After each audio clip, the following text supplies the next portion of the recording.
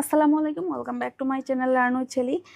আজকে আমি তোমাদেরকে সপ্তম শ্রেণীর অনুশীলনী 6.2 এর 25 নম্বর অঙ্কটা সমাধান করে দেখাবো। তো এইখানে তিনটা বীজগণিতীয় ভগ্নাংশ দেওয়া আছে। এই যে তিনটা ভগ্নাংশ এবং ক নম্বর, খ নম্বর, গ নম্বর তিনটা আমাদের সৃজনশীল অঙ্কটা করতে হবে। আর এইটার ক্ষেত্রে ক নম্বরের ক্ষেত্রে দেখো তৃতীয় ভগ্নাংশের হরকে উৎপাদকে বিশ্লেষণ করো।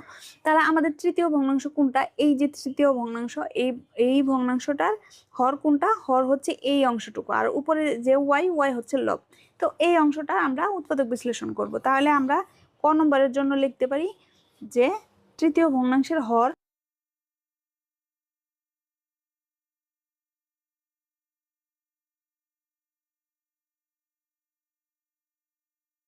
আমাদের দেওয়া আছে।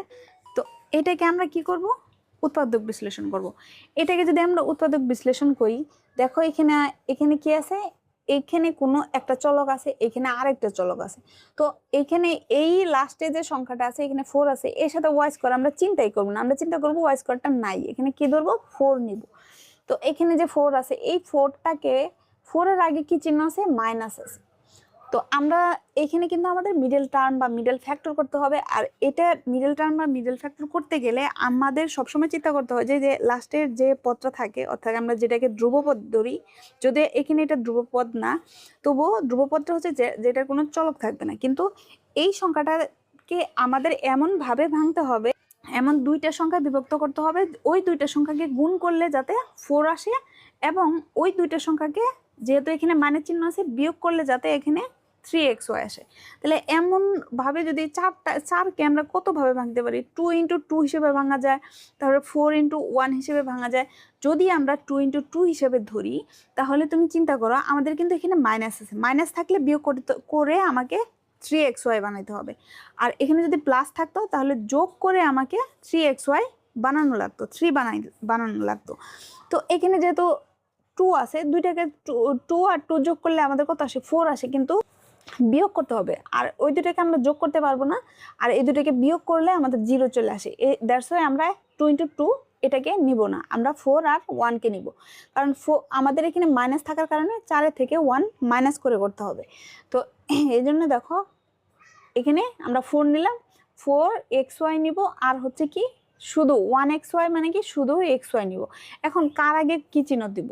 এই দুটার আগে কি চিহ্ন দেব? দেখো এখানে বড় সংখ্যার আগে কি চিহ্ন আছে? মাইনাস আছে। তো আমাদের যেহেতু বিয়োগ করতে হবে, বড় সংখ্যার আগে যা চিহ্ন থাকবে বড় সংখ্যার আগে তাই চিহ্ন দেবে। এই যে এই সংখ্যার আগে মাইনাস আছে, মানে কি বড় সংখ্যার আগে এখানে তাই দিবা, যেহেতু বিয়োগ করতে হবে। আর এখানে প্লাস দিবা। যদি প্লাস দাও, তাহলে 4xy থেকে শুধু xy যদি চলে যায়, থাকে কি -3xy। এই যে -3xy ইকুয়াল, আমরা এই লাইনটাই, এটাকেই আমরা এটার পরিবর্তে আমরা এই অংশটুকু এখানে লিখব।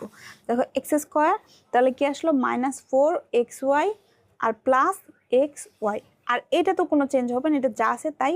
মিডল টার্ম মানে কি মাঝখানের পদটাকে আমরা পরিবর্তন করব, এটাকে মিডল টার্ম বা মিডল ফ্যাক্টর বলা হয়। তাহলে -4y² ইকুয়াল, এখন এই অংশ, এইটাকে আমরা দুইটা অংশ বিভক্ত করবো। এই দুইটা থেকে কিছু একটা কমন নেব, দুইটার ভিতরে আছে এমন কিছু কমন, কি যায়? এক্স কমন যাবে।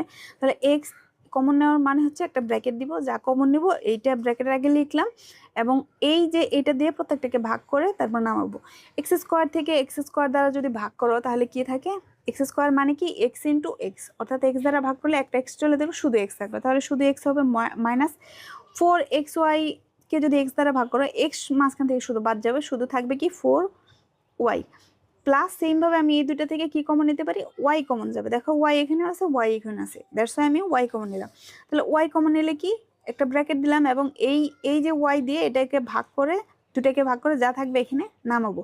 অর্থাৎ xy থেকে y ভাগ যদি করে y কাটা যাবে, শুধু থাকবে +x। তো প্লাস সামনে দেওয়ার প্রয়োজনে শুধু x দিলে হবে। প্লাসে মাইনাসে মাইনাস। তো 4y² থেকে আমি y বাদ দিব। y² ভাঙলে কি আসে? y × y, অর্থাৎ y দ্বারা ভাগ করলে y কাটা যাবে, শুধু y থাকবে। তাহলে 4 থাকলো আর y থাকলো, 4y। তো এই দুটা থেকে আবার x - 4y কমন নিলাম, এই যে এটা আর এটা কমন নিলাম। কমন যদি নেই তাহলে একটা ব্র্যাকেট দিলাম। তো এখানে এটা নিয়ে নিলাম, তাহলে শুধু কি থাকলো? x প্লাস এখানেও এটা বাদ চলে গেলেও শুধু থাকলো y। তো এই যে আমাদের কিন্তু মিডল টার্ম করা শেষ, এটাই কিন্তু আমাদের ক নম্বরের অ্যান্সার। এবার বলছে প্রথম ও দ্বিতীয় ভগ্নাংশের সমহর বিশিষ্ট ভগ্নাংশে প্রকাশ করো। তাহলে প্রথম ভগ্নাংশ কোনটা, এইটা, দ্বিতীয় ভগ্নাংশ কোনটা, এইটা। এই দুটাকে সমহর বিশিষ্ট ভগ্নাংশ প্রকাশ করতে গেলে আমাকে প্রথম ভগ্নাংশ এবং দ্বিতীয় ভগ্নাংশ আগে লিখে নিতে হবে। তাহলে খ নম্বরের জন্য লিখব প্রথম ভগ্নাংশ, দেওয়া আছে লিখলেও লিখতে পারো। তাহলে কি এক্স, এক্স প্লাস ওয়াই। দেখো প্রথম ভগ্নাংশে এইটাকে কিন্তু কোনো মিডল টার্ম কোনো কিছু উৎপাদক বিশ্লেষণ করার কোনো প্রয়োজন নেই, কারণ আমাদের সমহর করতে গেলে অবশ্যই এই প্রত্যেকটা ভগ্নাংশ হরগুলাকে উৎপাদক বিশ্লেষণ করে নিতে হবে। তো এইটাকে কিন্তু উৎপাদক বিশ্লেষণ করার কোনো প্রয়োজন নেই। তাহলে এবার আমরা দ্বিতীয় ভগ্নাংশ লিখি। দ্বিতীয় ভগ্নাংশ আমাদের কি দেওয়া আছে, x by x minus 4y। দেখো এই দুইটা থেকেও কিন্তু করার কোনোই প্রয়োজন নাই, কারণ এটাকেও আর ভাঙানো যায় না। তো এই প্রথম এবং দ্বিতীয় ভগ্নাংশ দুইটা লিখলাম, এবং ভগ্নাংশ দুইটা এবার হরগুলার লসাগু করতে হয় সমহর করতে গেলে প্রথম স্টেপে। সুতরাং ভগ্নাংশ দুটি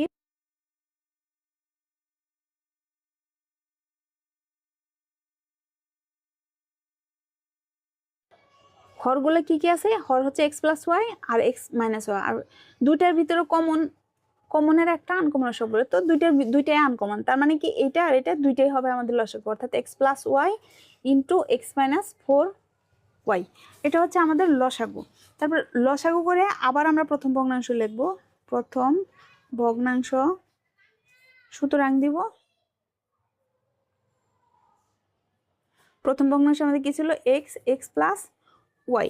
এখানে আমি একটা যেহেতু দিব, কি যেহেতু দিব, এই যে প্রথম ভগ্নাংশ হর যে ছিল, এই হর দিয়ে এটাকে ভাগ করব। তাহলে এক্স প্লাস ওয়াই ভাগ করলাম এক্স মাইনাস 4y। এটাকে যদি ভাগ করি এক্স প্লাস ওয়াই, কারণ ভগ্নাংশের সমহর বিশিষ্ট ভগ্নাংশ প্রকাশ করতে গেলে আমাদের প্রথমত ভগ্নাংশের হরগুলো লসাগু করতে হয়, দ্বিতীয় স্টেপে গিয়ে আমাদের ভগ্নাংশের হরগুলা দ্বারা, অর্থাৎ এক একটা ভগ্নাংশের হর দ্বারা, প্রত্যেকটা ভগ্নাংশের হর দ্বারা আমাদের লসাগুকে ভাগ করতে হবে। ভাগ করার পর যে ভাগফলটা আমরা পাবো, যেমন এখানে কি এটা এটা আর এটা বাদ যাবে, শুধু থাকবে কি এক্স মাইনাস 4y, এটা পাবো আমরা। এইটা দ্বারা আমি হর এবং লব দুইটাকে গুণ করতে হয়, অর্থাৎ এখানে দেখো x into x minus 4y দ্বারা গুণ করলাম, এক্স প্লাস ওয়াই তো থাকবেই। আর এখানে এবার আমি দ্বিতীয় ভগ্নাংশ লিখব। দ্বিতীয় ভগ্নাংশ,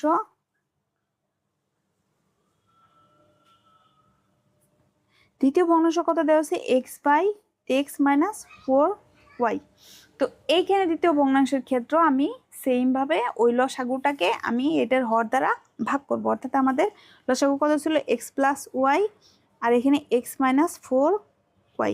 এটাকে আমি এক্স মাইনাস 4y দ্বারা ভাগ করব। ভাগ করলে কি থাকলো, এটা চলে গেলো, শুধু থাকলে এক্স প্লাস ওয়াই। এই যে ভাগফলটা পাইলাম, এই ভাগফল দিয়ে আমি হর এবং লব দুইটাকে গুণ করব, অর্থাৎ এখানে এক্স নিলাম, এক্স এর সাথে এক্স প্লাস ওয়াই নিলাম, আর এখানে কি হবে, এক্স প্লাস ওয়াই গুণ করলে, আর এই যে এটা হবে এক্স মাইনাস 4y। তাহলে দেখো সমহর বিশিষ্ট ভগ্নাংশ কিন্তু আমাদের হয়ে গেছে। মানে কি, হরগুলা সমান থাকবে, লব সমান থাকবে না, শুধু হরগুলা সমান থাকবে। তাহলে এটাই কিন্তু আমাদের ভগ্নাংশ। সুতরাং আমরা লিখতে পারি ভগ্নাংশ দুটির সমহর বিশিষ্ট ভগ্নাংশ হলো, লিখে এইটা, এই যে এইটা লিখবা আর এইটা লিখবা।